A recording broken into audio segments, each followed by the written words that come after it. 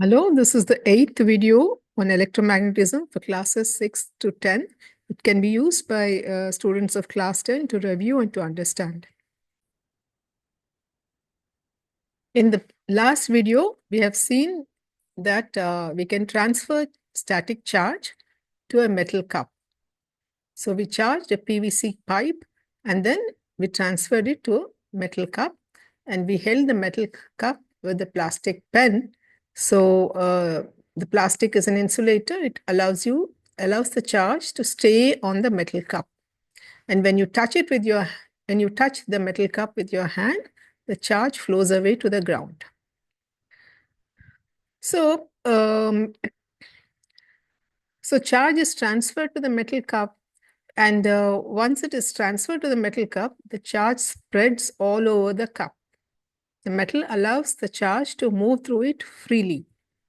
So how do we know that the charge moves throughout the cup and covers it? So let's see. Okay, so we are going to make an instrument called the gold leaf electroscope. This is an instrument that detects the presence of electric charge, just like the pith ball electroscope, but you can do a few more things with this gold leaf electroscope. So this was a very useful instrument for the scientists till the middle of the 19th century, till around 1850. Okay. So this is how it looks. This is a gold leaf electroscope. It has a metal part, okay, made of copper or any other metal, which conducts well.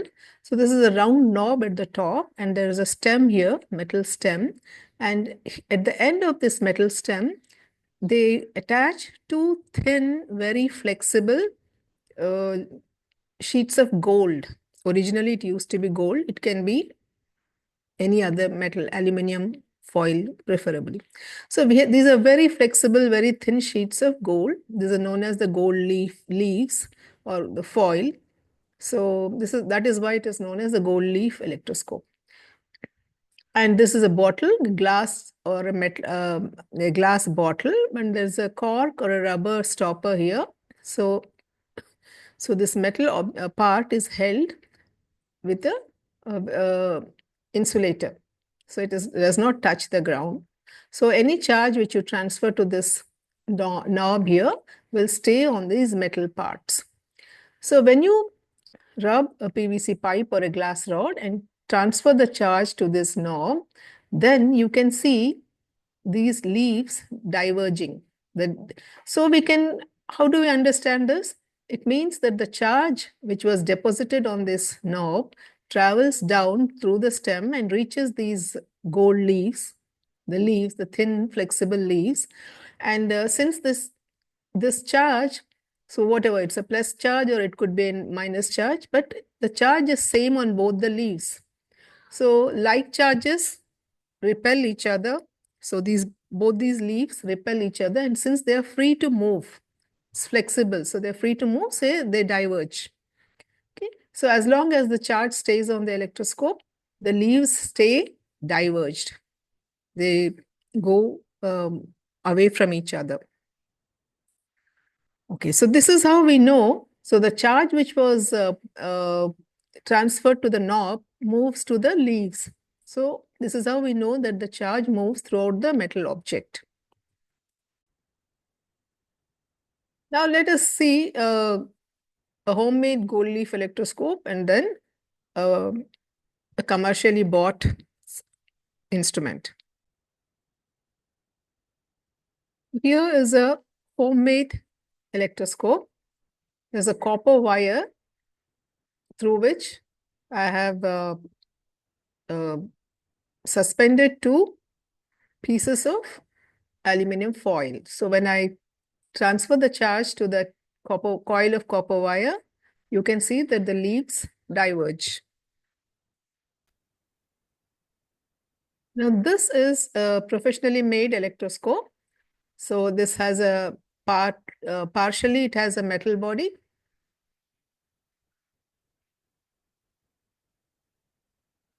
And there's a metal knob here. There's a metal stem, and it's resting on a rubber washer, so it's not touching the metal.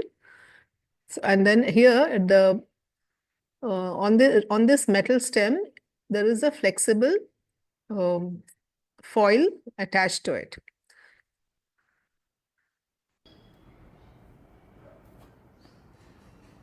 So you can see that flexible aluminum foil attached to that stem.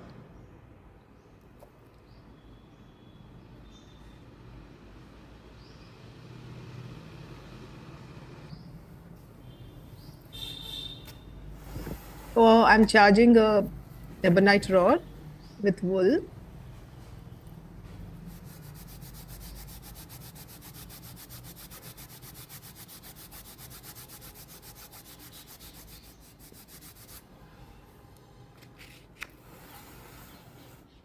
And then transfer the charge to that knob, round knob at the top. So once I touch it, you can see that the leaf has moved away from the stem of the, so it's diverging. Now when I touch the knob, it falls back. It collapses. The leaf collapses when you touch the knob. So let's play this once again.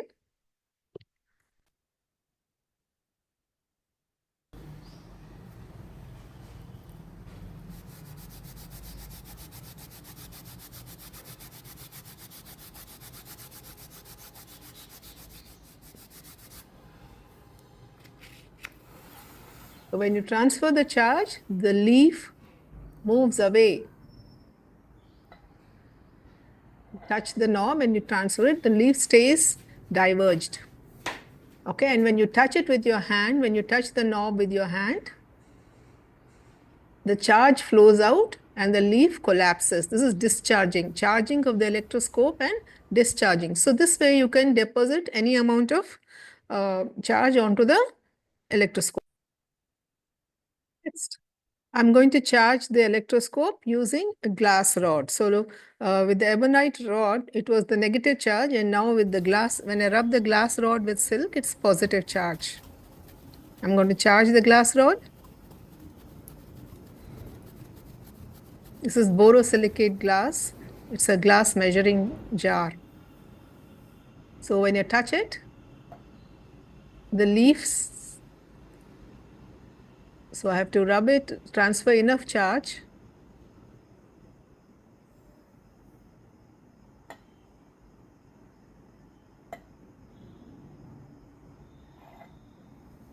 Okay, and it stays diverged until again we touch it and discharge.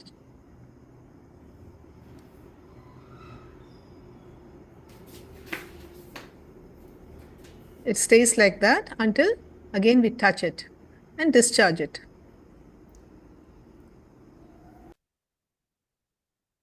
So this way we can charge the gold leaf electroscope using a glass rod rubbed with silk, with a ebonite rod rubbed with wool, or a PVC pipe rubbed with wool. So in all these cases, when you put charge on the electroscope, when you transfer charge on it, the leaf, in our case, there is a single leaf, but in the classic case, there are two leaves. So we say the leaves diverge when you charge the electroscope, and they stay diverged for a long time. But when you touch that knob, then the charge flows away and the electroscope discharges. Charging and discharging both happen. So we can discharge the electroscope.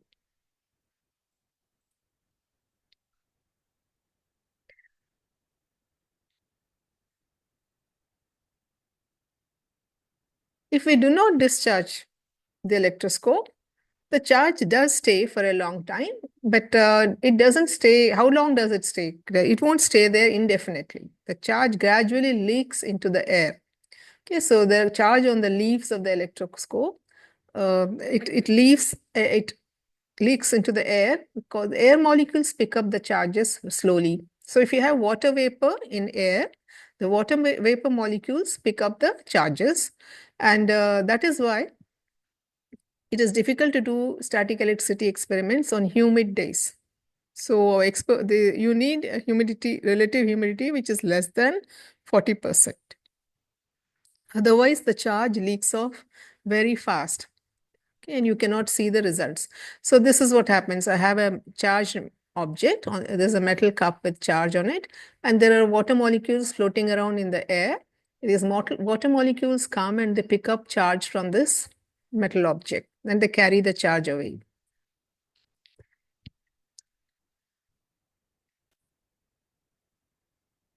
So the gold-leaf electroscopes were very useful to the early scientists who were studying electricity.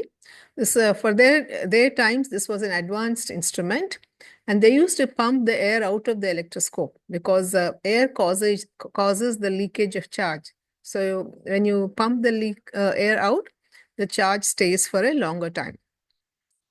Okay. So now next, let us see what happens if we first transfer some negative charge onto the electroscope and then transfer positive charge on it. So what happens when you have both positive and negative charges on the electroscope?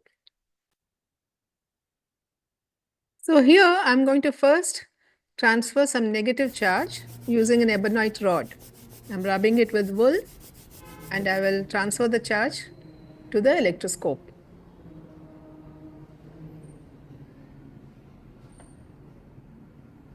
Okay, some amount of charge has been transferred to the electroscope. So the leaf has diverged and it stays like that.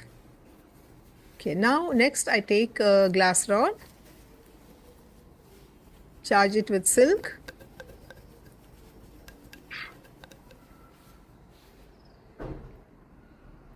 Now you see.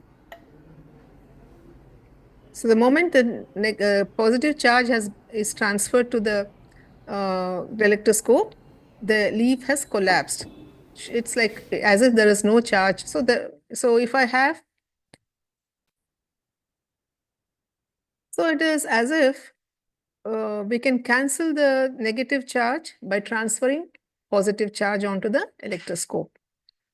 So first we put negative charge, the leaves diverge, and then we put positive charge, then the leaves collapse.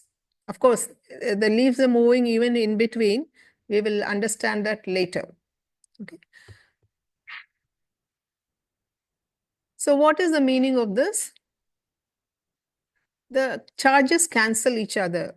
They appear to cancel. So from this, we can guess that if an object has equal amount of positive and negative charges, then that object will appear to be neutral as if it is not charged.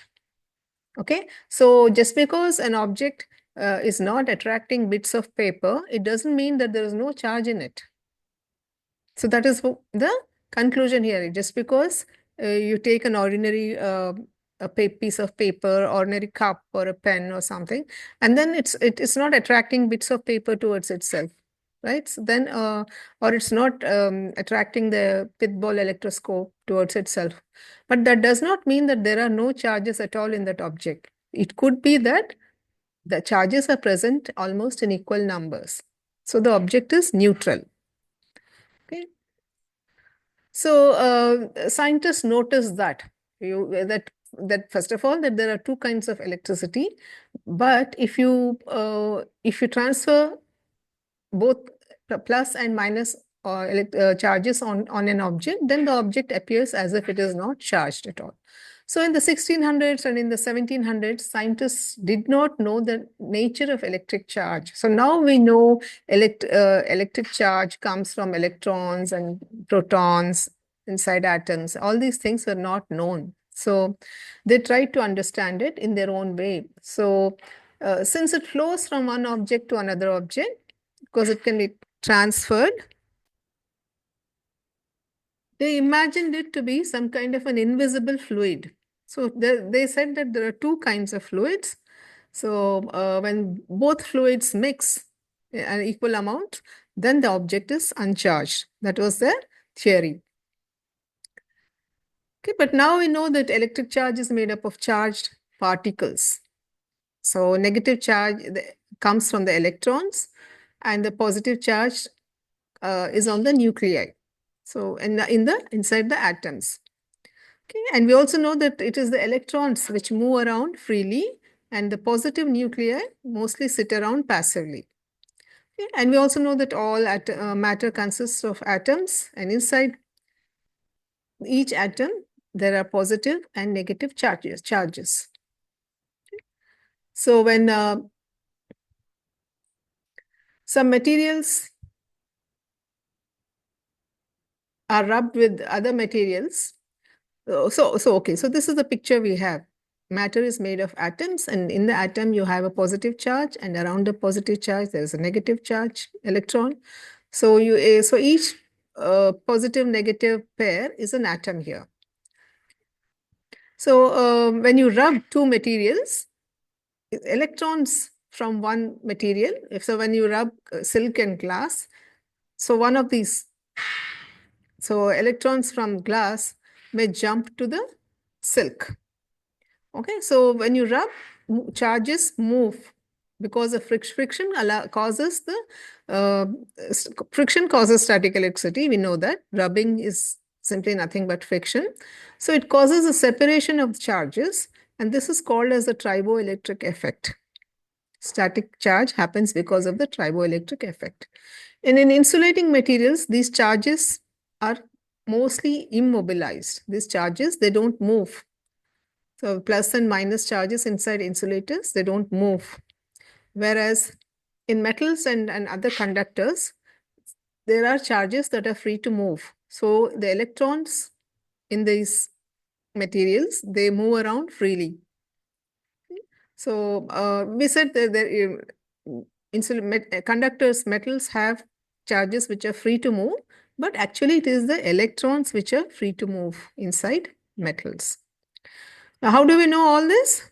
That is a very long story, and you need to know how scientists, step by step, they arrived at these conclusions. It is not a small journey, it was quite a long journey and an interesting journey. Okay, so what have we learned here? We learned that charges can be freely transferred to conducting objects by touching. And then when we constructed a goldleaf electroscope and we touched the knob of the electroscope with a charged object, the leaves diverge. So the electroscope acquires charge, it gets charge. It's charged. And the charge spreads throughout the metal object. This is the other conclusion. When you transfer charge to a metal object, the charge spreads throughout the object. That is why the charge which was put on the knob travels through the stem, reaches the leaves, and that is how the leaves diverge. Okay, and when we touch the knob with our hand, the charge has a path to flow away to the ground. So all the charge leaves the electroscope and the leaves collapse. Now we stop here.